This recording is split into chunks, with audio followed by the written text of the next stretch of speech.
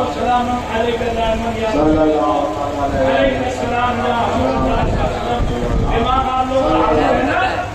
اب میں چل رہا ہوں جو آیت تلاوت کی ہے اس کا ترجمہ اللہ تعالیٰ نے فرمایا وَلَا تَكُونُوا لِمَن يُقْتَلُ فِي سَبِيلِ اللَّهِ أَمْوَاتٌ. اللہ کے نام پر جو قتل کیے جائیں انہیں مردہ نہ کہو بلکہ وہ زندہ ہیں.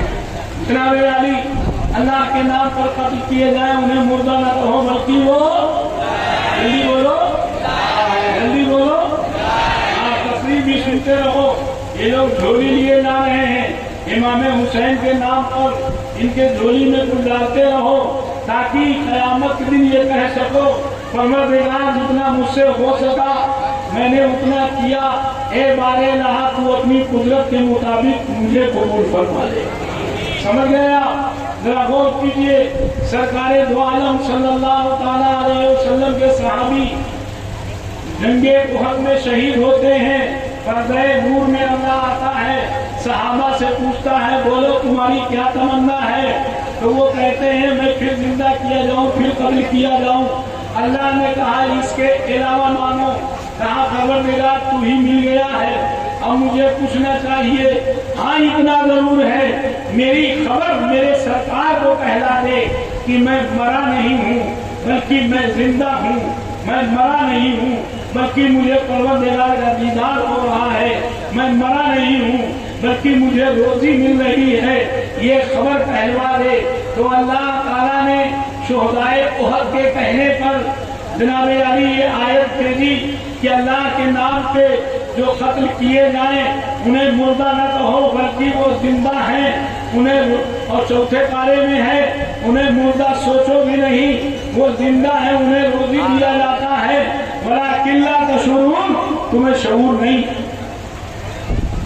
تمہیں شعور نہیں ہے مگر وہ زندہ ہیں.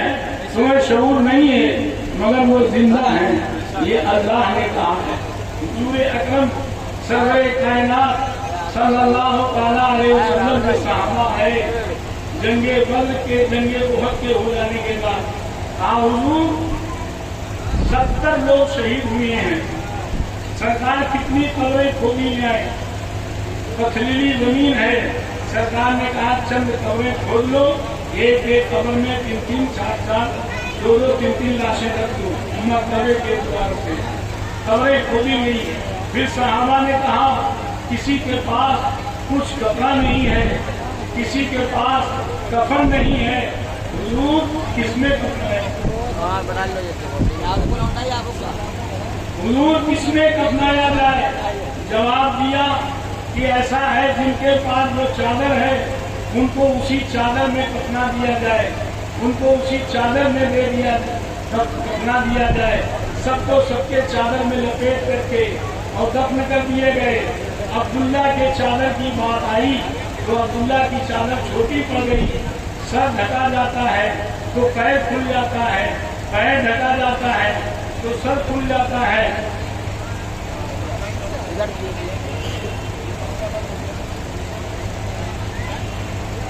عاشورے میں روزہ رکھنا چاہیے. بڑی فضیلت ہے روزہ رکھنے کی. مگر دعا کیجیے روزہ رکھتے تھے شوگر بڑھ گیا ہے 350 شوگر ہو گیا تھا. اس وجہ سے ڈاکٹر نے منع کر دیا کہ 350 شوگر ہے مناسب نہیں ہے.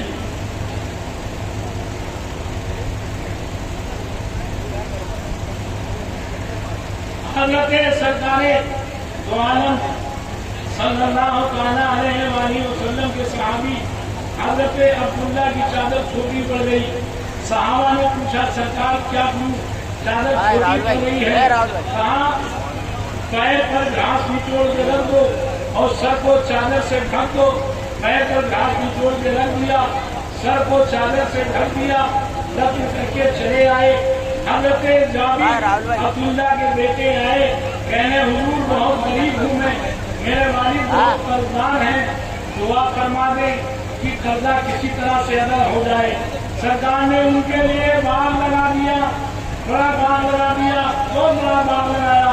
تھوڑے دن میں وہ باغ 1 سال میں پھلنے لگا اور کھجور اکٹھا کیا جا वाजिब ने आगे सरकार से कहा चल के लोगों को समझा दीजिए, कुछ कर्जा इस साल ले लें, कुछ कर्जा आने वाले साल।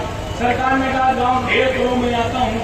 सब इकट्ठा किया, सरकार गए, नजरे रहमत डाली, नजरे बरकत डाली, कहा तौल तौल के सबको देना शुरू करो, तौल तौल के देना शुरू किया, सबका कर्जा अदा हो गया। कहा हुजूर ने पूछा सबका कर्जा अदा हो गया? कहा हाँ। कहा कुछ बचा है? कहा सरकार जितना फलूस तोड़ के रखा था उतना बचा हो। सरकार ने फरमाया ठीक है उसको इस्तेमाल करो। बरकत का जब ये आलम हुआ, हजरत जाबिर थोड़े दिन में मालदार हो गए। अब आए जाबिर अपने सरकार के पास, हुजूर के पास, कि मेरे वालिद की चादर छोटी पड़ गई थी, हुजूर मेरे वालिद जिंदा है। कुरान में अल्लाह ने फरमाया शहीद जिंदा रहते हैं, ईमान ऐसे ही रखना चाहिए जैसे सहाबा रखते हैं। हुजूर इजाजत दें तो मैं अपने वालिद को कफन दे दूं। सरकार ने कहा जाओ दे दो कफन।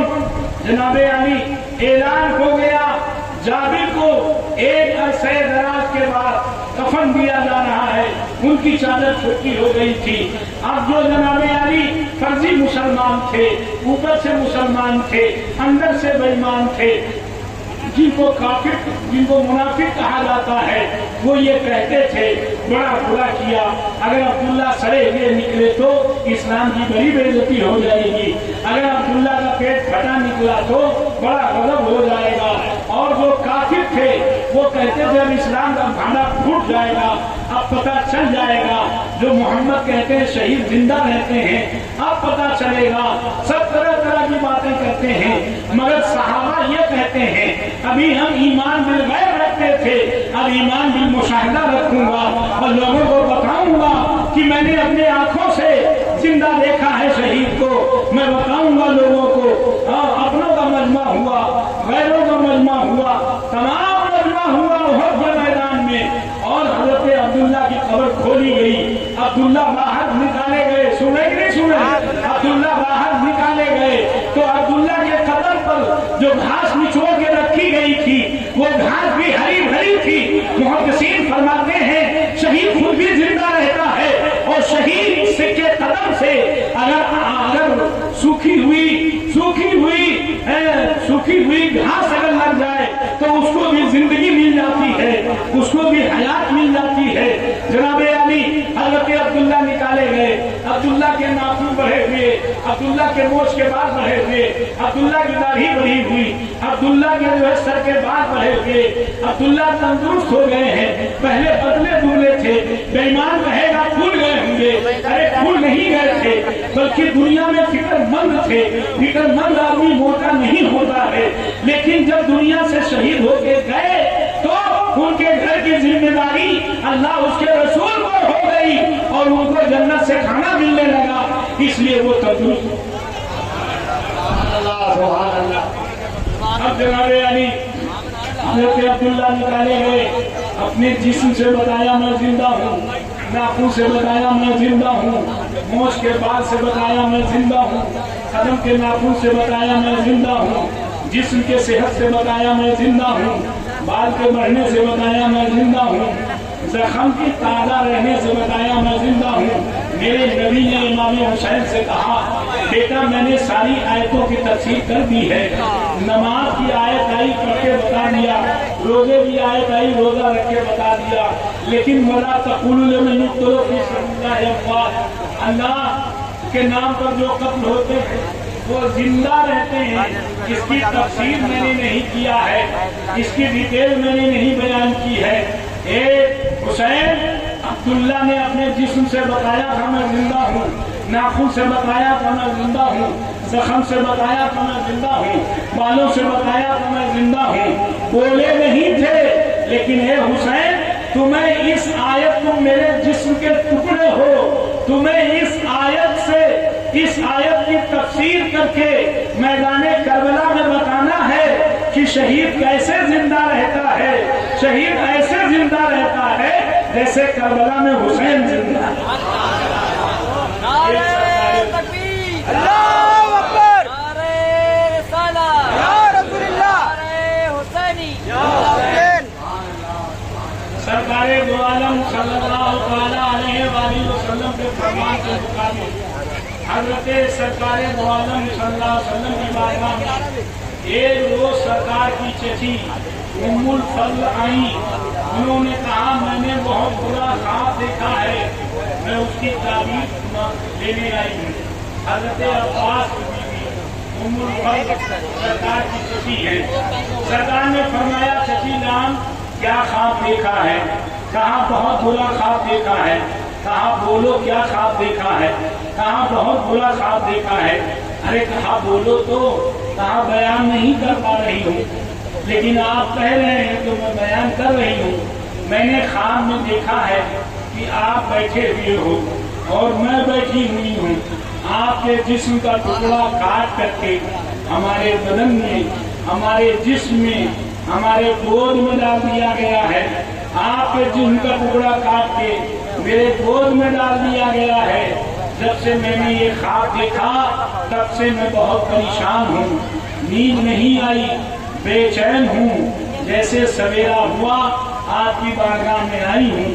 سرکار فرماتے ہیں یا امتی رأیت خیرن, اے چچی جان بڑا اچھا خواب دیکھا. پیچھے والے سن رہے نہیں سن رہے؟ بڑا اچھا خواب دیکھا ہے. یا امتی رأیت خیرن, اے چچی جان بہت اچھا خواب دیکھا ہے. کہاں اچھا خواب ہے؟ کہاں ہاں. اے مسلمانوں, اے میری پردہ نشین خواتین, بہن بیٹیوں, ہر خواب برا نہیں ہوتا. خواب کو برا نہیں کہنا چاہیے اور خواب کو رات میں نہیں بیان کرنا چاہیے. خواب کو عام طور پہ نہیں بیان کرنا چاہیے, بلکہ پڑھے لکھے سے بیان کیا جائے تاکہ تعبیر صحیح دے. اگر تمہیں خواب غلط معلوم ہو رہا ہے اور خواب دیکھ لیا ہے اور یہ معلوم ہو رہا ہے غلط ہے تو فوراً کروٹ بدل لو, تعبیر بدل جائے گی. فوراً کروٹ بدل لو, تعبیر بدل جائے گی. اور یہ کہو اے اللہ اگر یہ خواب بہتر ہے تو میرے لیے مبارک فرما دے, اگر یہ خواب خراب ہے تو اس کے خرابی سے ہمیں محفوظ فرما دے. خواب کی تعبیر بدل جائے گی. خواب کے نقصانات آپ کو نہیں ہوں گے, لیکن ہر خواب کو برا نہیں سمجھنا چاہیے. حضرت ام الفضل رضی اللہ تعالیٰ عنہ نے کہا بڑا اچھا خواب ہے. کہا ہاں. کہا کیا مطلب ہوا؟ کہا میری بیٹی فاطمہ حمل سے ہے, اس کے بچہ پیدا ہوگا, سب سے پہلے تمہاری گود میں ڈالا جائے گا اور وہ ہمارے جسم کا ٹکڑا ہوگا. امام حسین پیدا ہوئے, سب سے پہلے ام الفضل کے گود میں ڈالے گئے. ام الفضل بہت خوش ہوئی کہ صدقہ نبی صلی اللہ علیہ وسلم, سچ فرمایا سرکار نے. اور حضور صلی اللہ علیہ وسلم سونگتے تھے کہ میرے اندر مسک عنبر کی خوشبو ہے, یہ میرے جسم کے ٹکڑا ہیں, ان کے اندر وہ خوشبو ہے کہ نہیں؟ تو جو خوشبو میرے نبی کے اندر وہی خوشبو حسین کے اندر, وہی خوشبو, جلدی بولو جلدی بولو, حسین کے اندر وہی خوشبو جو خوشبو نبی کے اندر. سرکار دو عالم صلی اللہ علیہ وسلم نے سمجھ لیا اب میرے شہادت کی تکمیل کا سبب آ گیا ہے, اب میرے شہادت کے مرتبے کا سبب آ گیا ہے. جناب علی سیدنا امام حسین پروان چڑھتے رہے. اللہ کے محبوب نے پردہ فرمایا. ان کے بعد صدیق اکبر آئے. صدیق اکبر 22 جمادی الآخر کو پردہ فرمایا. صدیق اکبر کے بعد عمر فاروق اعظم نے بات دور اسلام کی سنبھالی. عمر فاروق اعظم 21 محرم کو شہید ہو گئے. عمر فاروق اعظم کے بعد حضرت عثمان غنی نے اسلام کے بعد دور کو سنبھالا. عثمان غنی 18 ذی الحجہ کو شہید ہو گئے. عثمان غنی کے شہید ہونے کے 3 دن کے بعد حضرت مولا علی نے اسلام کی بات دور سنبھالی. سب مولا علی سے مرید ہوئے, زیادہ تر مولا علی سے مرید ہوئے, سبوں نے ان کو خلیفہ مان لیا.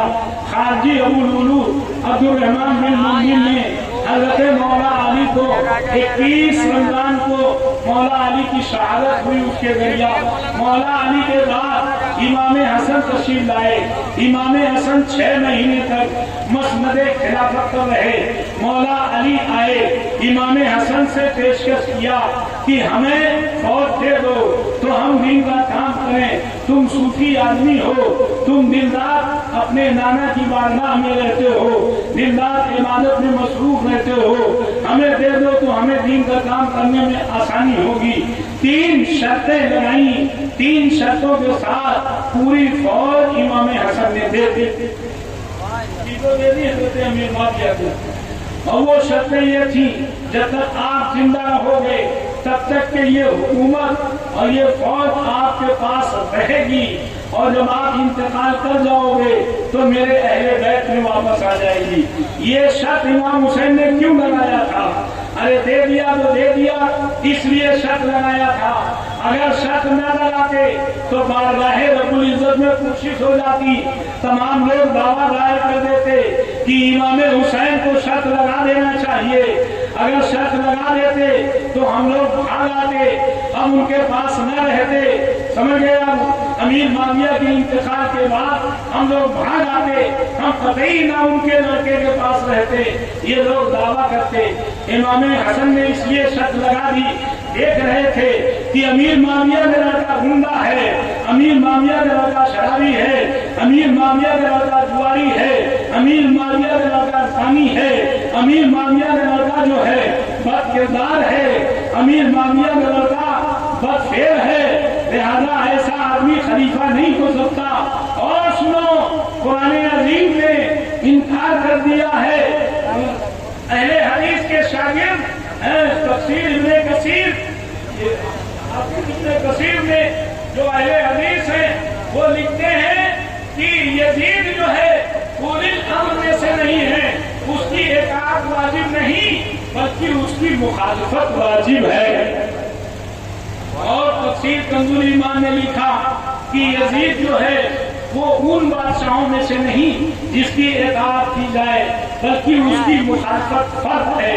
और तफसीर रूहुल बयान ने लिखा यजीद उन बादशाहों में नहीं कि जिसकी इताअत की जाए, जिसकी इताअत लाजिम हो, बल्कि यजीद की इताअत लाजिम नहीं, यजीद की मुखालफत फर्ज है।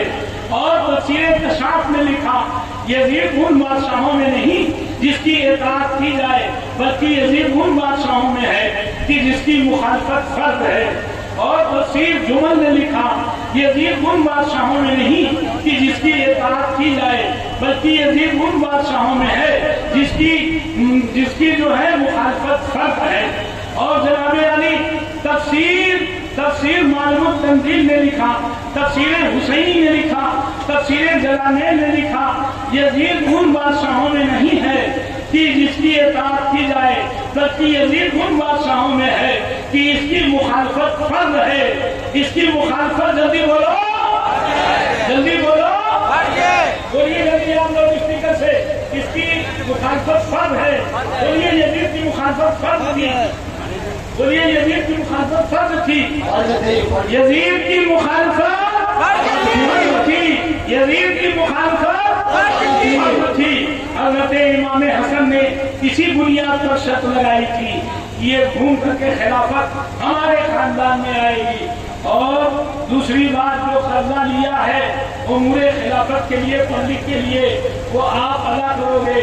तीसरी बात ये है हमारे वालिद के फौज के लोग इसमें हैं जिनसे आपकी जंग हुई थी, उनसे आप बदला नहीं। 2 वसीका लिखा गया, 2 पर्चे तैयार हुए, 2 लेटर तैयार हुए, दोनों के दस्तखत हो गए, दोनों के, एक इमाम हुसैन के पास, हसन के पास, एक अमीर माविया के पास।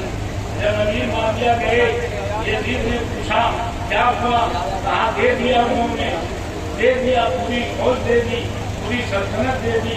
बादशाह उसने कहा ये तो जब तक तुम रहोगे तभी तक होगा, तुम्हारे बाद तो हम बेकार हो जाएंगे। तो हज़रत अमीर माविया ने कहा अरे दे दिया, यही बहुत बड़ी बात है। फिर उसके बाद यजीद ने जहर दिलवा करके इमाम हसन को शहीद कर दिया। जब इमाम हसन शहीद हो गए अभी यजीद का कलेजा ठंडा नहीं हुआ। 22 रजब को अमीर माविया का इंतकाल हुआ, यजीद मुकम्मल तक नशीन हो गया। और वलीद इब्न उक़बा गवर्नर थे मदीने के, उनके पास खत भेजा कि जाओ हुसैन से कह दो, हुसैन को बुला के कह दो कि मुझसे बैअत हो जाए, मुझसे मुरीद हो जाए, समझे आप। और अगर वो इनकार करे तो उनको कत्ल कर दो। ولید بن عقبہ یہ بہت بڑے دیندار آدمی تھے اور سرکار کی عظمت کو جانتے تھے، اہل بیت کی عظمت کو جانتے تھے. انہوں نے یہ جواب دیا پوری سلطنت مجھے لکھ دی جائے اور امام حسین کے دانوں کے ہاتھ توڑنے یہ کہا جائے تو میں وہ نہیں کر پاؤں گا. مروان وہ تھا، میرے منشی تھا، چاپلوس تھا، وہ لگا ہوا تھا، اپوزیشن میں بیٹھا ہوا تھا. اس نے فوراً خط لکھ دیا ولید بن عقبہ کی طرف سے امام حسن امام حسین کے پاس یا جلدی کچہری میں آ جائیے. خط پاتے ہی اپنے مریدوں کو لے کر کے اور آئے امام حسین. یہاں پر مریدوں کو باہر کھڑا کیا، اندر دارالعمارت کے آئے. ولید بن عقبہ گورنر کھڑے ہو گئے. حضور آپ کیسے آئے؟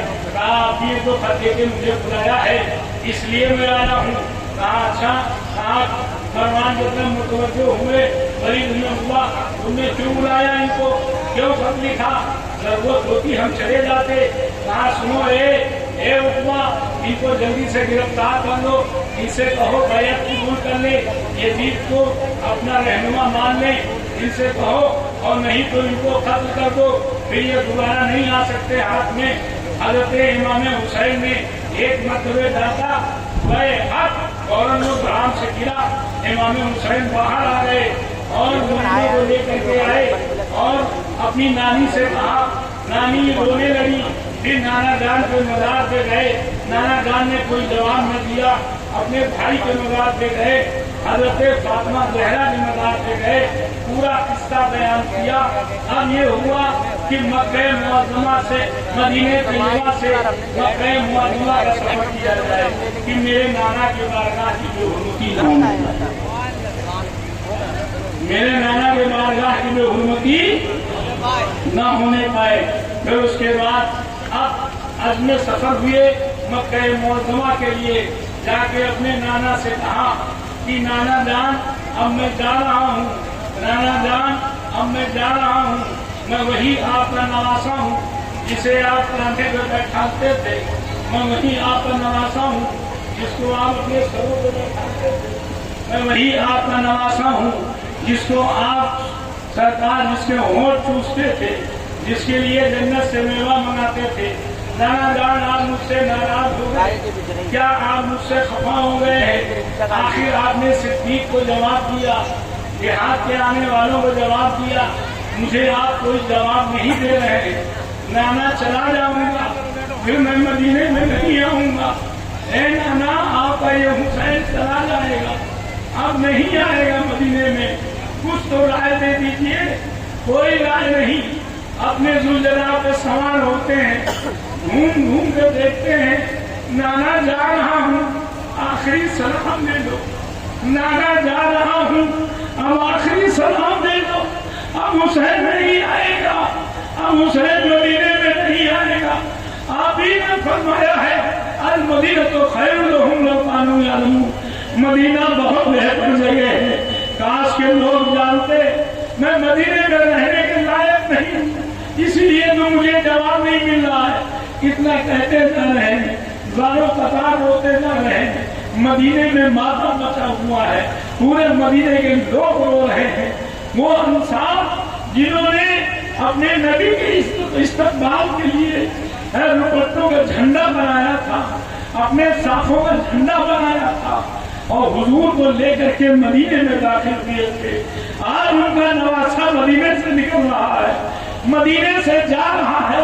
رو رہے ہیں زارو قطار. امام علی مقام جناب علی مدینہ طیبہ سے چل کر کے اور مکہ معظمہ پہنچے. جب مکہ معظمہ پہنچے کوفیوں کو پتہ چل گیا وہ آ گئے ہیں. 150 خط کوفیوں نے بھیجا. عاجزی، منکی، چروری، ایمان کا واسطہ، اللہ کا واسطہ، سرکار کا واسطہ، ہم آپ کے ساتھ رہیں گے، میری تلواریں ساتھ رہیں گی، ہم آپ پر جان دیں گے، ہم قربانی پیش کریں گے. امام علی مقام نے ایک میٹنگ بلائی اہل بیت کی، کیا کیا جائے. اور عبداللہ ابن زبیر وغیرہ کو بلایا. کہا کوفی لائے، کوفہ والے بڑے بے وفا ہیں، جانے کے لائق نہیں، جانا مناسب نہیں. یہ ہوا پہلے کسی کو بھیج دیا جائے. حضرت امام مسلم تیار ہوئے اپنے بچوں کو لے کر کے اور کوفہ پہنچے. کوفہ والوں نے بڑی تعظیم کی, بڑی تکریم کی. 40,000 کوفی مرید ہو گئے. جناب علی جب 40,000 کوفی مرید ہو گئے, فوراً ایک یزیدی نے جو ہے نعمان بن بشیر گورنر تھے وہاں کے کوفہ کے, نعمان بن بشیر گورنر تھے, انہوں نے چشم پوشی کی, کوئی ایکشن نہیں لیا. جانتے تھے وہ کہ یہ آل رسول ہیں, ان کی عظمت ان کے دل میں تھی. حضرت امام علی مقام رضی اللہ عنہ 40,000 لوگ مرید ہو گئے. حضرت امام مسلم سے امام علی مقام کے مرید ہوئے ان کے ہاتھ پر, اور پھر اس کے بعد امام مسلم نے خط لکھ دیا. بڑے دل دادا ہیں لوگ, بہت چاہنے والے ہیں لوگ, ان کی تلواریں آپ کے ساتھ, ان کی جانیں آپ کے ساتھ, آپ فوراً چلے آئیے. خط پہنچ گیا. حضرت امام علی مقام ذی الحجہ کی 2 تاریخ کو یہاں سے چل پڑے. ارے بھائی تقریر تو نہیں ہو پائے گی نا.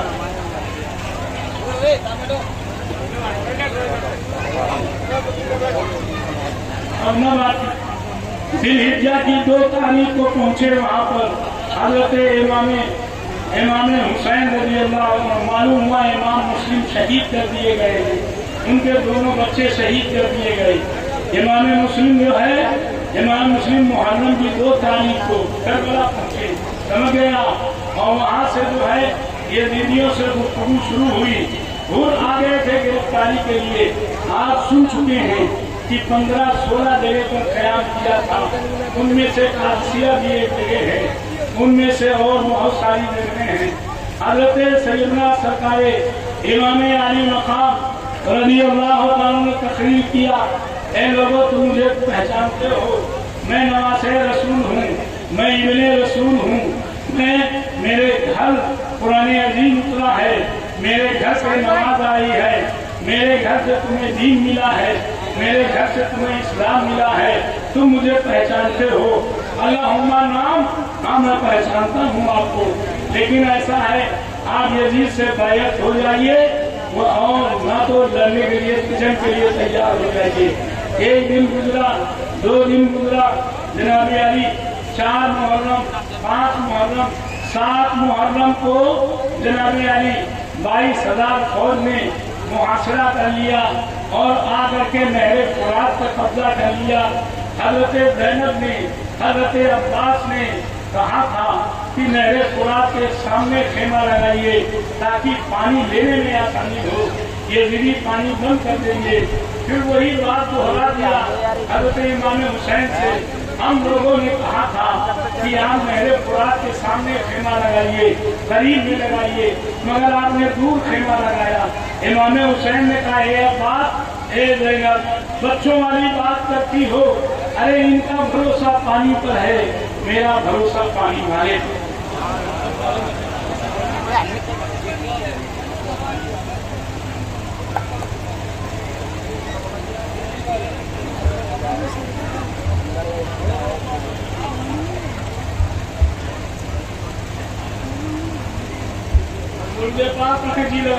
اللہم صلی علی سیدنا مولانا محمد وآلہ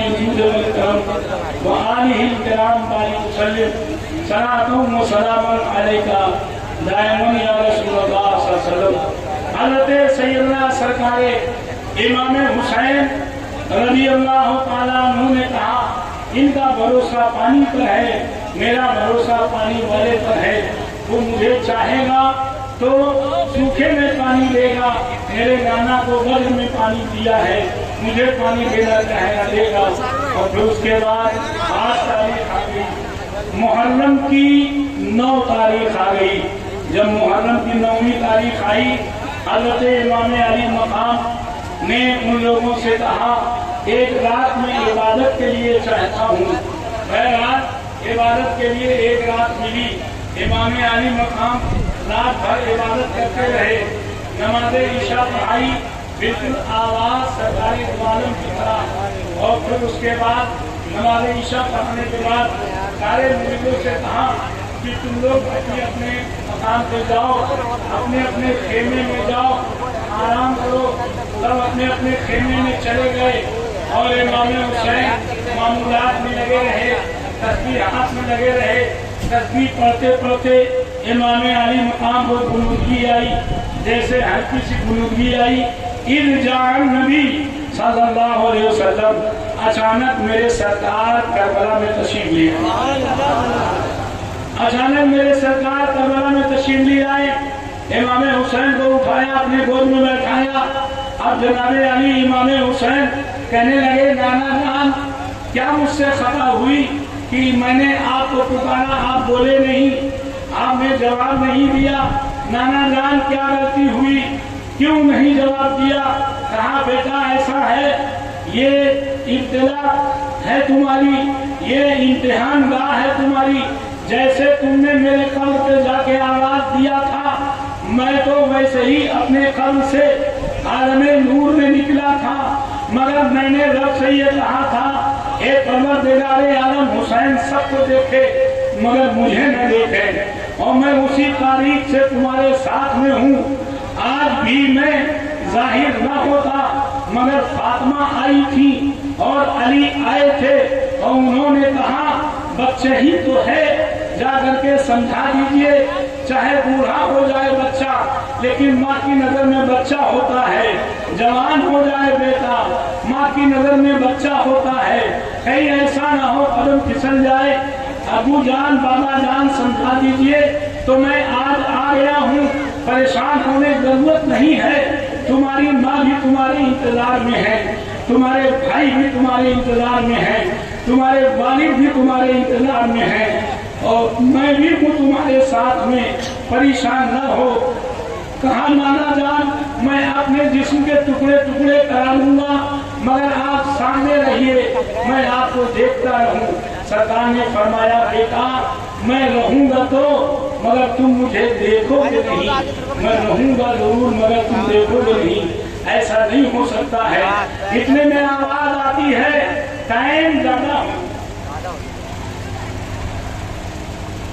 زیادہ ہو گیا، سرکار دو عالم صلی اللہ علیہ وسلم چلے، نگاہوں سے غائب ہو گئے۔ حضرت امام حسین چیخ پڑے، واہ ابتا ہو، واہ جدہ ہو، واہ محمدہ ہو، یہ چیخنے لگے، رونے لگے، زاروں قطار۔ پورے خیمے کے لوگ دوڑے کہ شاید دشمنوں نے حملہ کر دیا۔ فوراً آئے کہنے کیا بات ہے؟ کہا کوئی بات نہیں، نانا جان آئے تھے، کل میری شہادت ہے۔ نانا جان نے کہا ہے سورج نکلتے دیکھو گے، ڈوبتے نہیں دیکھو گے۔ نانا جان نے کہا ہے بیٹا شہادت میں کوئی تکلیف نہیں ہوتی، درود پاک پڑھیں۔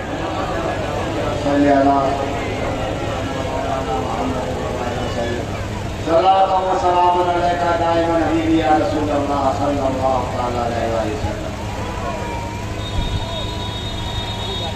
نانا جان نے کہا ہے کل تمہاری شہادت ہوگی، لہذا کل میری شہادت ہوگی۔ فجر کی نماز پڑھائی، فجر کی نماز کے بعد حضرت امام علی مقام میں تمام مریدوں کو بلایا اور کہا سنو میں نہیں چاہتا تمہارے بچے یتیم ہوں، تمہاری عورتیں بیوہ ہوں، ان کو مجھ سے مطلب ہے، یہ میرے دشمن ہیں، میرے خون کے پیاسے ہیں، آپ لوگ جاؤ یہاں سے، جاؤ یہاں سے، چلے جاؤ، میں تو خوشی اجازت دیتا ہوں۔ مریدوں نے کہا حضور کیا سرکار کی شفاعت سے محروم کرنا چاہتے ہیں؟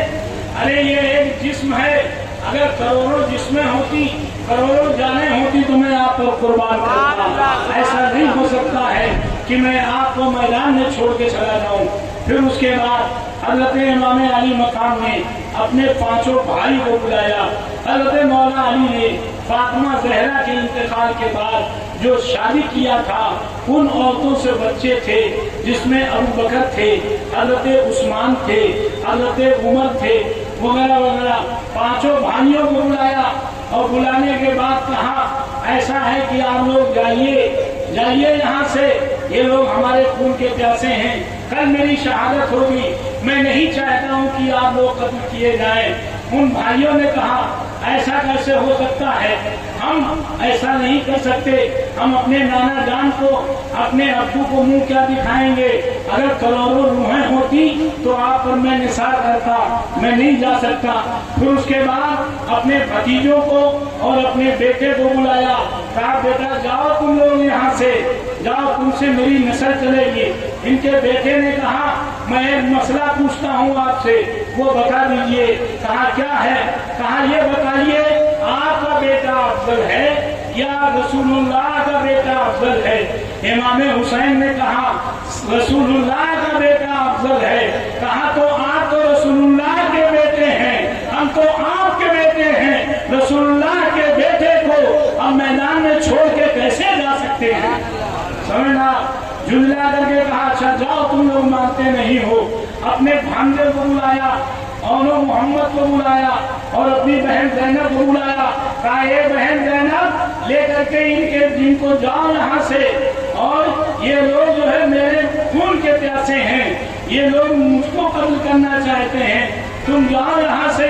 हज़रत जैनब ने कहा भाईजान वो वक्त आपको याद नहीं है जब मेरी माँ ने हमको बुलाया था और आपको बुलाया था और हसन को बुलाया था और सबको बुलाया था और बुला के कहा था ए जैनब जब मेरा हुसैन मैदाने करबला में गिर जाए और तुम्हारे पास कोई औलाद हो तो मेरे हुसैन की मदद करना, मेरे हुसैन की मदद करना।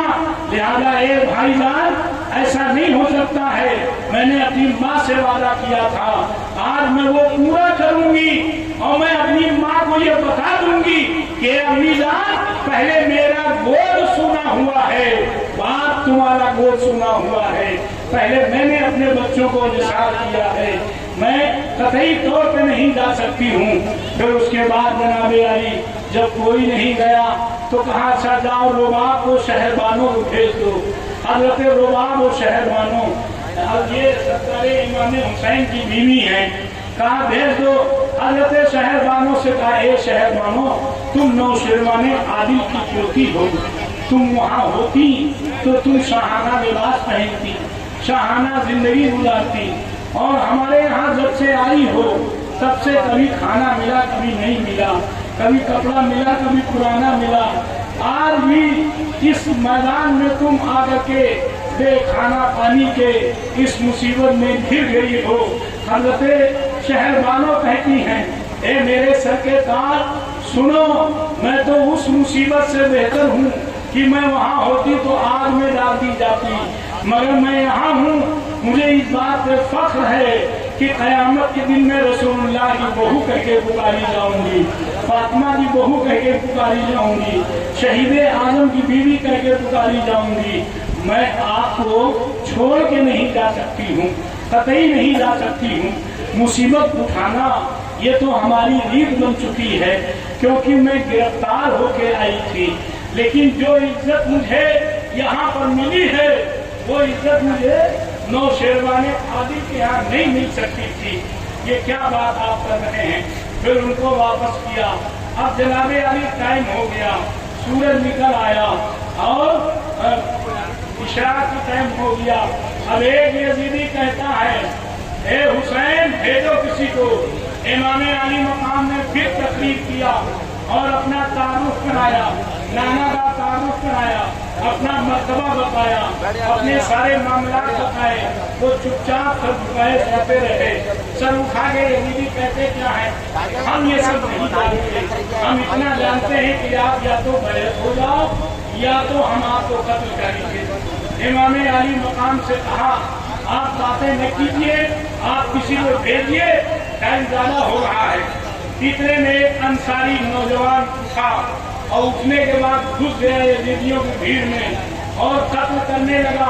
कई यजीदियों को मारा, यजीदियों ने घेर करके उसको शहीद कर दिया। फिर जितने मुरीद थे सब जो है हल्ला बोल कर घुस गए और सब जो है जंग करने लगे। यजीदियों ने कहा, हमारी में साहब ने कहा है कि देखो अगर एक एक करके लड़ोगे तो ये सबको मार डालेंगे, लिहाजा सब लोग मिल करके इन पर हमला करो।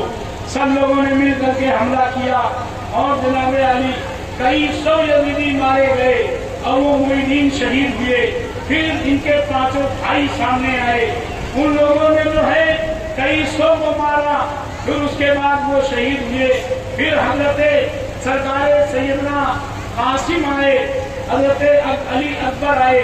हजरत अली अकबर जो आए तो जनाब अली इस तरह से लड़ रहे थे जैसे हैदरे करनाल लड़ रहे हों, जैसे हैदरे करनाल लड़ रहे हों। और लड़ते लड़ते लड़ते लड़ते लड़ते लड़ते 200 को मारा, 200 को मारा।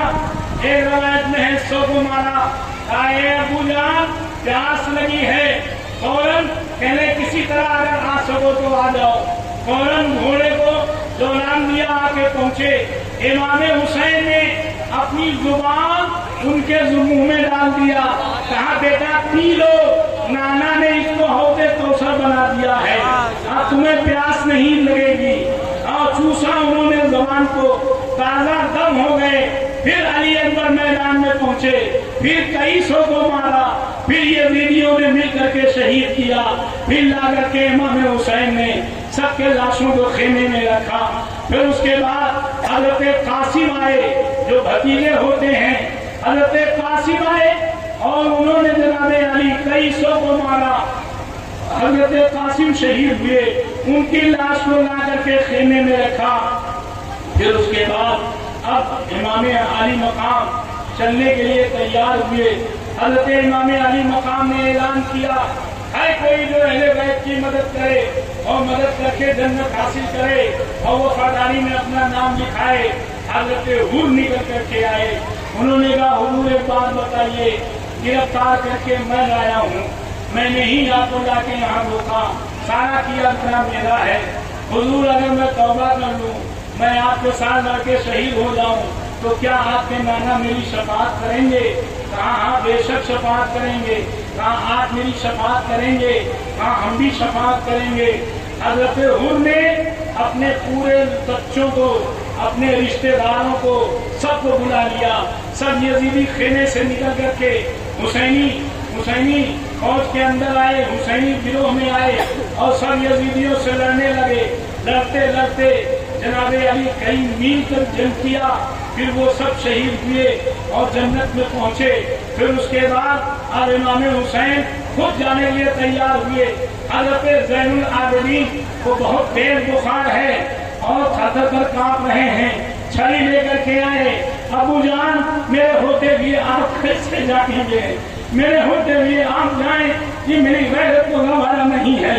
कहा बेटा सुनो, तुम्हारा कोई कुछ नहीं कर पाएगा, तुमसे मेरे नाना की नस्ल चलेगी, तुम इन करके औरतों के मोहरिम बन के जाओगे।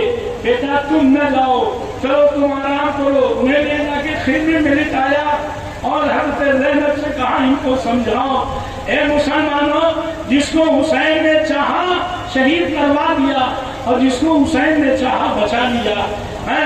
हजरत ज़ैनुल आबिदीन को बचा लिया। यजीदियों की बड़ी निगाहें खराब हुई, मगर ये करामत इमाम हुसैन की है कि ज़ैनुल आबिदीन बचे। और दूसरी करामत ये है कि दुनिया में जितने सादात हैं, ये जो अभी आ रहे हैं मौसूमी शरीफ से, ये भी ज़ैनुल आबिदीन की औलाद है। सब ज़ैनुल आबिदीन की औलाद है, सब हसन मुसन्ना की औलाद है। बड़े गौर से सुनिए, जनाब अली चले गए ज़ैनुल आबिदीन, इमाम अली मकाम जुल्फ़िकार ले करके, हिमायत करके और घोड़े पर बैठे जीन कस के की आवाज आती है कि यार बुनैया, है बच्चे जरा ठहर जाओ। इतने में देखा कि मुझे यहाँ बच्चा कहने वाला कौन आ गया। फौरन देखा तो एक सन सफेद बुजुर्ग, सफेद दाढ़ी, सफेद बाल और बगैर जीन के घोड़े पर बैठे हुए हैं। आकर के पहले इमाम हुसैन को चूमा और कहा बेटा तुमने मुझे पहचाना? कहा नहीं पहचाना। कहा मैं तुम्हारे नाना का गुलाम हूँ, खादिम हूँ। इनकी अम्मा ने मिन्नत माना था कि मेरा बच्चा जिंदा रहेगा तो नबी की खिदमत में दे दूंगी, तो यही पैदा हुए थे और सरकार के खिदमत में दे दिया था।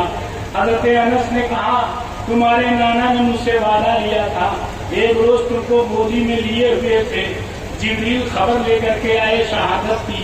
تو تمہارے نانا نے کہا تھا اے انس میرا بیٹا میدان کربلا میں گر جائے گا تو تم اس وقت مدد کر کے جنت حاصل کرنا. مجھے معلوم نہیں تھا. ابھی تمہارے نانا میرے گھر گئے تھے اور کہا اے انس تم سو رہے ہو, میرا بیٹا کربلا میں گر گیا.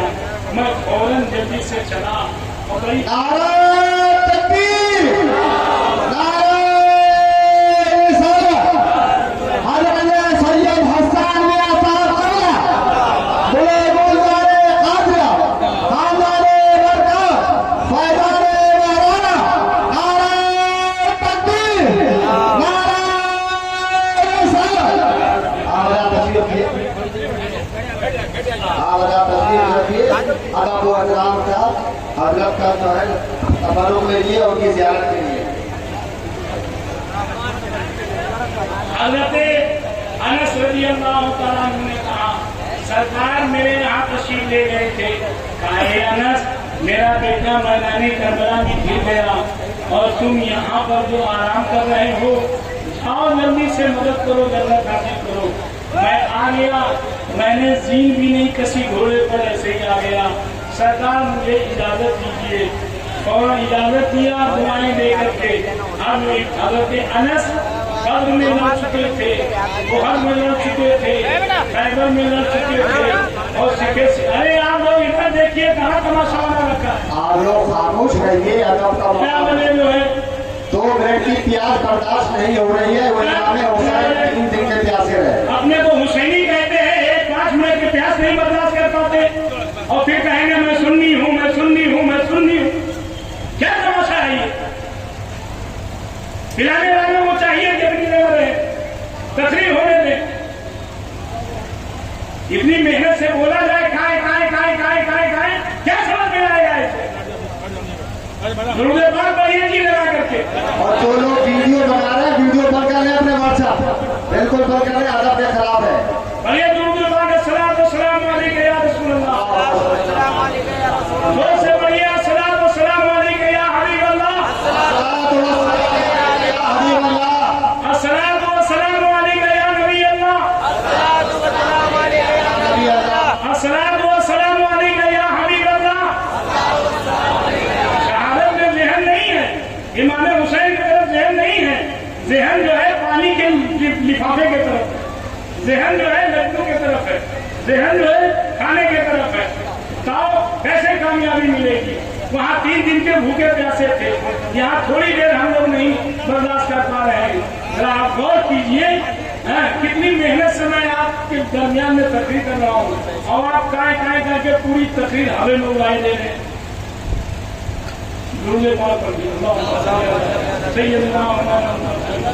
حضرت سرکار سیدنا امام علی مقام رضی اللہ تعالیٰ عنہ کی طرف سے حضرت انس رضی اللہ عنہ پہنچے اور 3 میل تک کے جنگ کیا. بولو کتنے میل تک؟ 3 میل تک کے جنگ کیا. یہ بدر کے لڑنے والے تھے, احد کے لڑنے والے تھے. سرکار نے ان کو جنگ کرنا سکھایا تھا اور یزیدیوں کے سب میں ماتم برپا ہو گیا. سارے یزیدیوں نے گھیرا اور گھیر کر کے امام علی مقام پر امام حضرت انس پر تیروں کی بوچھار کی, تیروں سے چھلنی ہو گئے. پھر اس کے بعد شہادت پائی اور امام حسن رضی اللہ اور امام حسین اندر گئے اور کھیل گئے فوج کے اندر اٹھا کر کھیلنا ہے اور چہرے سے غبار صاف کیا تو آنکھیں کھول دی اور مسکرا کے کہتے کیا ہے الحمدللہ